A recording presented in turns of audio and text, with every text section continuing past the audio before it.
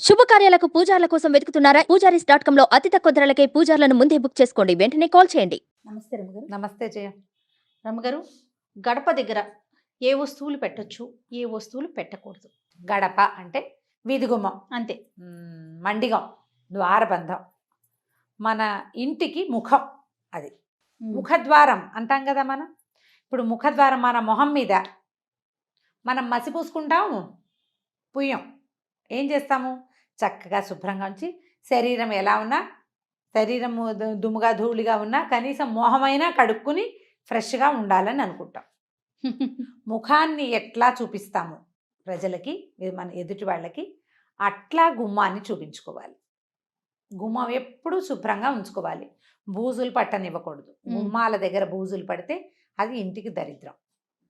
ఎందుకంటే ఎవరైనా రాగానే ముందు గుమ్మం పక్కన ఉన్న బూజే కదా కనపడుతుంది. మండిగని చక్కగా పసుపు రాసి బొట్టు పెట్టి ఉంచుకోవటం. శుక్రవారం గుమ్మాలు కడిగి నీట్గా పసుపు రాసి బొట్టు పెట్టుకోవటం. రోజు గుమ్మాలు కడుక్కునే వాళ్ళు మంచి మాటే. ఈ కిందే కాకుండా పైనంతా కూడా బూజులు అవి లేకుండా ఉంచడం. ఏవైనా చక్కగా తోరణాలు అవి అలంకరించి ఉంచుకోవటం, అంటే శుభస్కరంగా కనపడేటట్టు. పండగలు అప్పుడు మామిడి మండలు, తర్వాత బంతిపూలు, తర్వాత ఏమో మన ఉగాది పండగ అప్పుడు వేపాకులు పెడతామా. పండగ వెళ్ళిన 3వ రోజున తీసేయండి. అవును. ఆ ఎండిపోయిన ఆకులు అవి ఉంచుకోవద్దు. గుమ్మాలకి పక్కగా చీపుళ్ళు చేటలు పెట్టకూడదు. ఇప్పుడు వాకిలి గుమ్మం ఉందే, వాకిలి గుమ్మానికి లోపల తలుపు పక్కన అక్కడేం పెట్టద్దు. చీపుళ్ళు పెట్టకూడదు. వాకిట్లో నుంచి రాగానే చెప్పులు గుమ్మం ఎదురుగుండా వదిలిపెట్టపోకండి. పక్కన వదిలిపెట్టుకోవాలి. గుమ్మంలో చెప్పులు విడవటం, కాళ్ళు తుడుచుకునే పట్టా మీద చెప్పులు విడిచేసేయటము అలాంటివి చేయొద్దు. అది ఇంటికి దరిద్రం కాదు, ప్రధానమైనది అశుభ్రత. ఒక మంచి ఫీల్ ఉండదు. నేను చెప్పిందే సింపుల్. ఏదైనా వాసి చేతికి అంటితే అది ఏం చేస్తాం, మొహానికి రాసుకుంటామా మనం? రాయం. కాబట్టి ఇంకా అది చేయకూడదు. ఎప్పుడు వాకిలి గుమ్మం శుభ్రంగా ఉంచుకోండి. దానివల్ల ఇతరులకి మన మీద ఒక గుడ్ ఇంప్రెషన్ ఉంటుంది. మనకి ఇంట్లోకి వచ్చేటువంటి పాజిటివ్ వేవ్స్ బాగా పాజిటివ్గా వస్తాయి. తరచుగా వాకిలి గుమ్మము తలుపులు శుభ్రంగా తుడిచిపెట్టుకోవాలి. బూజు దుమ్ము లేకుండా చేసుకోవాలి. చెప్పులు చేటలు చీపుళ్ళు అలాంటివి పెట్టద్దు. తర్వాత గుమ్మానికి తాళాలు అవి తగిలించద్దు. గుమ్మాలకి ఇప్పుడు ఈ వాకిలి గుమ్మాని కాదు, లోపల గదుల్లో గుమ్మాలకు కూడా తాళాలు తగిలించే అలవాటు ఉంటుంది కదా.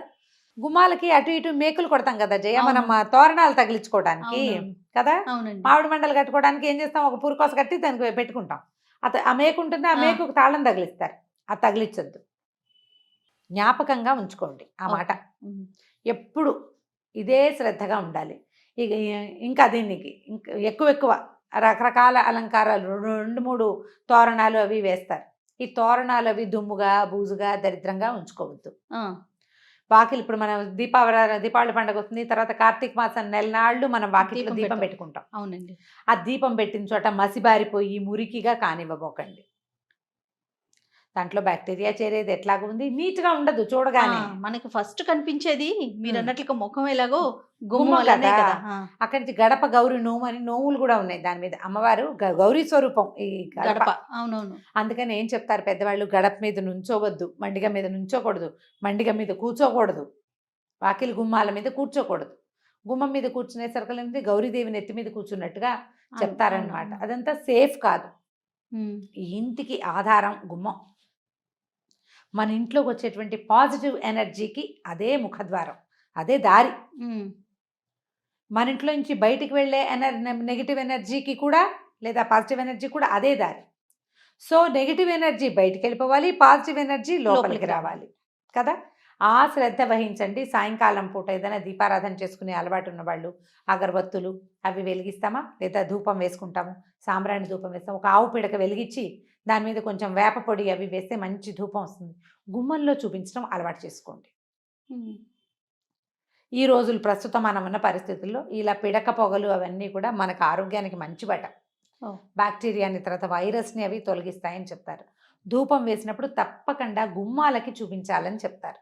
అలవాటు ఉంటే చేసుకోండి, లేకపోతే ఏ పండగలప్పుడో ధూపం వేస్తాం, ఇల్లంతా ధూపాలు వేసే వాళ్ళు ఉన్నారు కదా, అప్పుడు కొంచెం వాకిట్లో తప్పకుండా ఈ గుమ్మానికి ధూపం చూపించాలి. దీపారాధన అవి గుమ్మం మీద పెట్టకూడదు. తర్వాత అగరత్తి పుల్లలు వెలిగించి గుమ్మం కొసల్లో దోపి పెట్టకోకండి, అట్లా చేయకూడదు.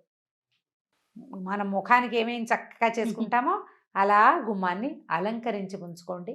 ఆ గుమ్మమే మన ఎనర్జీకి మూలము అని. గుమ్మం తొక్కకూడదని, తొక్కకూడదు. గుమ్మం యువతల నుంచి డబ్బులు దాటేటప్పుడు అలాంటివి ఇవ్వకూడదని. దాటేటప్పుడు గుమ్మం దాటి లోపలికి వెళ్ళాలి. ఆ. గుమ్మం మీద కాలేసి వెళ్ళకూడదు. ఆ, పిల్లలకి నేర్పించాలి. గుమ్మాలు దాటినప్పుడు ఒక వేడుక కూడా చేస్తాం. గడపలు దాటితే గారెలు పోస్తారు పిల్లలకి అవునవునవును. కదా. బోర్ల పడితే బొబ్బట్లు, గడపలు గడపలు దాటితే దాటితే గారెలు. గారెలు.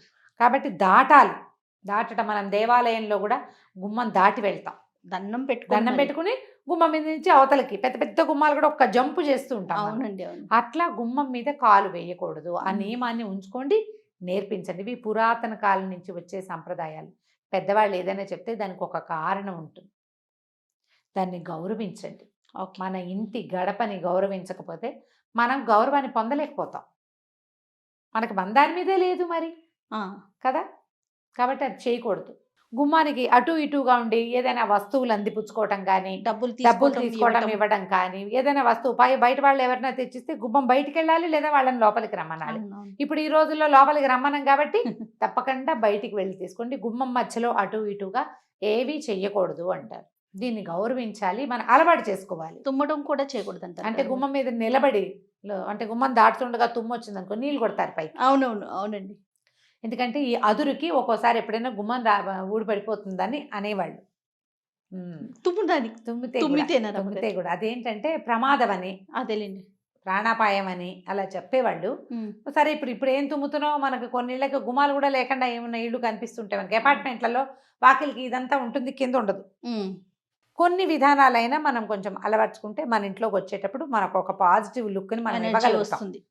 రైట్. చెప్పులు గిప్పులు పక్కన విడిచిపెట్టడం అవి ప్రాక్టీస్ చేసుకోండి. గుమ్మానికి అటు ఇటుగా ఉండి ఏదైనా వస్తువులు అందిపుచ్చుకోవటం కానీ, డబ్బులు తీసుకోవడం తీసుకోవటం, ఇవ్వడం కానీ, ఏదైనా వస్తువు బయట వాళ్ళు ఎవరైనా తెచ్చిస్తే గుమ్మం బయటికి వెళ్ళాలి, లేదా వాళ్ళని లోపలికి రమ్మనాలి. అవునవును. ఇప్పుడు ఈ రోజుల్లో లోపలికి రమ్మనం కాబట్టి తప్పకుండా బయటికి వెళ్ళి తీసుకోండి. గుమ్మం మధ్యలో అటు ఇటుగా ఏవి చెయ్యకూడదు అంటారు. దీన్ని గౌరవించాలి, మనం అలవాటు చేసుకోవాలి. తుమ్మడం కూడా చేయకూడదు అంటారు అంటే కదా. గుమ్మం మీద నిలబడి అంటే గుమ్మం దాటుతుండగా తుమ్ము వచ్చింది అనుకో నీళ్ళు కొడతారు పైకి. అవునవును, అవునండి. ఎందుకంటే ఈ అదురుకి ఒక్కోసారి ఎప్పుడైనా గుమ్మం ఊడిపడిపోతుందని అనేవాళ్ళు. తుమ్మడానికి తుమ్మితే కూడా అదేంటంటే ప్రమాదం అని, అదేలేండి. ప్రాణాపాయం అని అలా చెప్పేవాళ్ళు. సరే ఇప్పుడు ఏం తుమ్ముతున్నావు, మనకు కొన్నిళ్ళకి గుమ్మాలు కూడా లేకుండా ఏమన్నా ఇళ్ళు కనిపిస్తుంటాయి మనకి. అపార్ట్మెంట్లలో వాకిలికి ఇదంతా ఉంటుంది, కింద ఉండదు. కొన్ని విధానాలైనా మనం కొంచెం అలవర్చుకుంటే మన ఇంట్లోకి వచ్చేటప్పుడు మనకు ఒక పాజిటివ్ లుక్ని మనం ఎనర్జీ ఇవ్వగలుగుతాం. వస్తుంది. రైట్. చెప్పులు గిప్పులు పక్కన విడిచిపెట్టడం అవి ప్రాక్టీస్ చేసుకోండి. రైట్ అమ్మగారు. నమస్తే. నమస్తే.